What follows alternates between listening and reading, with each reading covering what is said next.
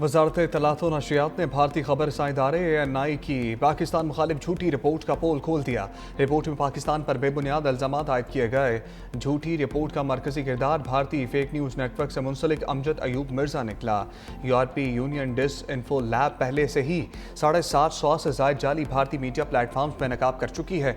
तर्जमान के मुताबिक ANI की रिपोर्ट मोदी सरकार की पाकिस्तान मुखालिफ मुहिम का तसलसल है। भारत अपने मजालिम और नाकामियों पर पर्दा डालने के लिए गोदी मीडिया और फेक न्यूज़ का सहारा ले रहा है।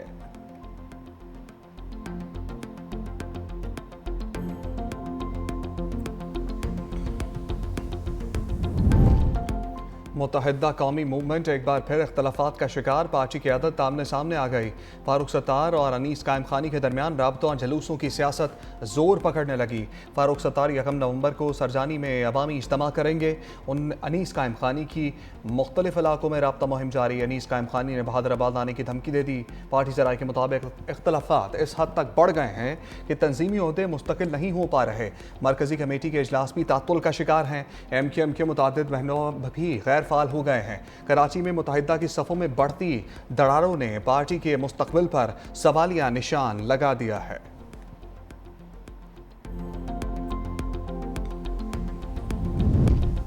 अद्वियात की कीमतों और दस्तयाबी से मुतालिक हुकूमती मार्केट सर्वे मुकम्मल। ज़राए के मुताबिक सर्वे वज़ीर-ए-आज़म की हिदायत पर किया गया। डी रेगुलेशन के बाद कीमतों में इजाफे का जायज़ा लिया गया। रिपोर्ट वज़ीर-ए-आज़म ऑफिस और WHO को अरसाल कर दी गई। सर्वे के मुताबिक गैर ज़रूरी अद्वियात की कीमतें 1.5 साल में 25% से ज़ायद बढ़ गईं। हुकूमत जल्द अद्वियात की कीमतों से मुतालिक नया फैसला करेगी।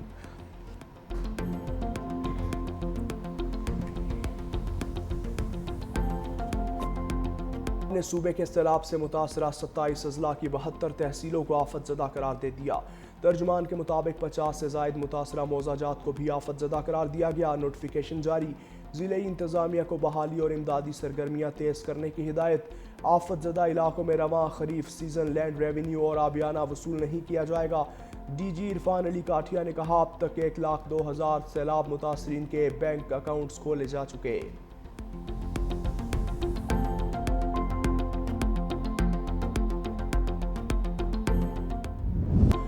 DGISPR का मर्दान का दौरा। Abdul Wali Khan university, women university, university of engineering and technology और मदारिस के तलबा और असातिज़ा से और मुअल्लम हजरात के साथ खुसूसी नशिस्त।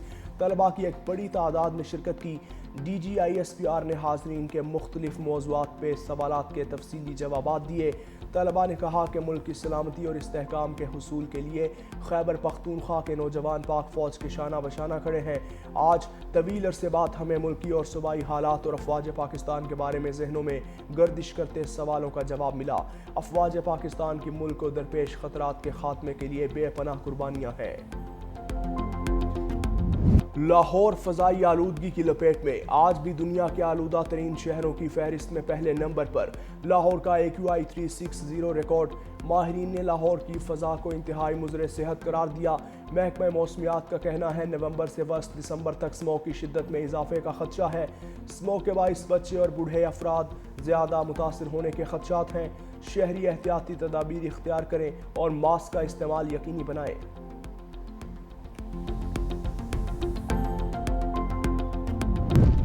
SP अदील अकबर की खुदकुशी तहकीकात में पेशरफ्त। ज़राए के मुताबिक अदील अकबर ने गुज़श्ता दिनों 2 मरतबा माहिर नफ्सियात से रुजू किया। डेंगू पॉजिटिव आने के बाद खुदकुशी से 2 रोज़ कबल कोरोना वायरस का भी शिकार हुए। SP ने छुट्टी की दरख्वास्त दी थी जो मंजूर ना हुई। तहकीकात में अदील अकबर के हमरा वायरलेस ऑपरेटर और ड्राइवर से अलग अलग पूछगछ। SP के ज़ेर इस्तेमाल आईफोन अभी तक अनलॉक ना हो सका।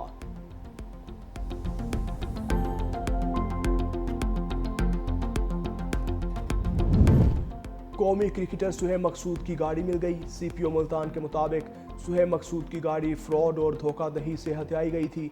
गाड़ी लाहौर से रिकवर की गई जिसकी मालियत तकरीबन 1 करोड़ 40 लाख रुपए है। सुहेब मकसूद का पुलिस की कार्रवाई और तफ्तीश पर मुकम्मल इत्मीनान का इजहार।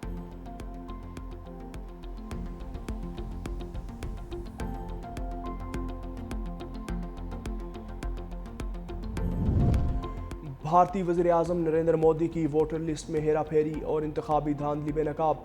स्पेशल इन्वेस्टिगेशन टीम की रिपोर्ट के मुताबिक 2023 کے انتخابات سے قبل ووٹرز کے ناموں میں بڑے پیمانے پر تبدیلیاں کی گئیں۔ 75 موبائل نمبر سے جعلی اکاؤنٹس بنا کر الیکشن کمیشن کو 6000 سے زائد جعلی درخواستیں دی گئیں۔ بی جے پی رہنماؤں کے گھروں سے لیپ ٹاپس اور جعلی دستاویزات برآمد ہوئیں۔ راہل گاندھی نے رپورٹ کو ووٹ چوری سکینڈل کی تصدیق قرار دے دیا۔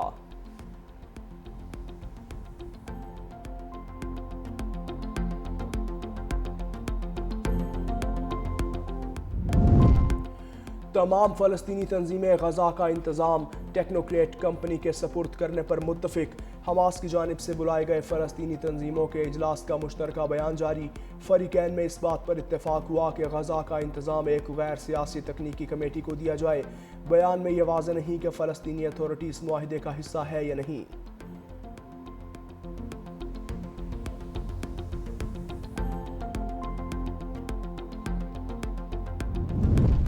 حماس کا جنگ بندی معاہدے کی پاسداری کے لیے اسرائیل پر دباؤ ڈالنے کا مطالبہ۔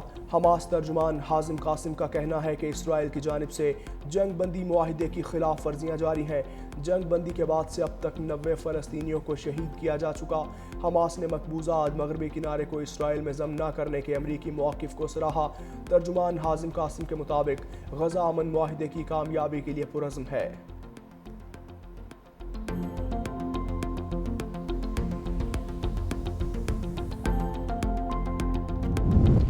چینی اور امریکی وفود کے ملائیشیا میں تجارتی مذاکرات شروع۔ امریکی صدر ٹرمپ ایشیا کے دورے پر روانہ ہو گئے۔ امریکی صدر ڈونلڈ ٹرمپ ملائیشیا میں آسیان اجلاس میں شرکت کے لیے پہنچیں گے۔ ملائیشیا کے بعد صدر ٹرمپ جاپان اور جنوبی کوریا میں ایپیک اجلاس میں شرکت کریں گے۔ جنوبی کوریا میں ایپیک اجلاس کے موقع پر صدر ٹرمپ چینی صدر سے بھی ملاقات کریں گے۔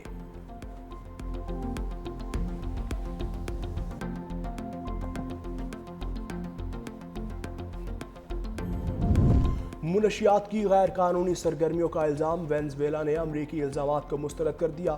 امریکہ کی جانب سے طیارہ بردار بحری جہاز کیریبین بھیجنے کے بیان پر رد عمل دیتے ہوئے وینزویلا کے صدر نکولس مادورو نے کہا کہ امریکہ ایک نئی جنگ چھیڑنا چاہتا ہے، ہم جنگ نہیں ہونے دیں گے۔ امریکہ کی جانب سے کولمبیا کو بھی منشیات سمگلنگ کے الزامات میں پابندیوں کا سامنا۔ کولمبین صدر کا کہنا ہے کہ ایک قدم بھی پیچھے نہیں ہٹوں گا، کبھی گھٹنے نہیں ٹیکوں گا۔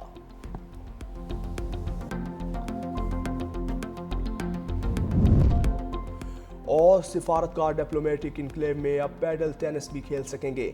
وفاقی وزیر داخلہ محسن نقوی نے ڈپلومیٹک انکلیو میں padel tennis court fitness arena کا افتتاح کر دیا۔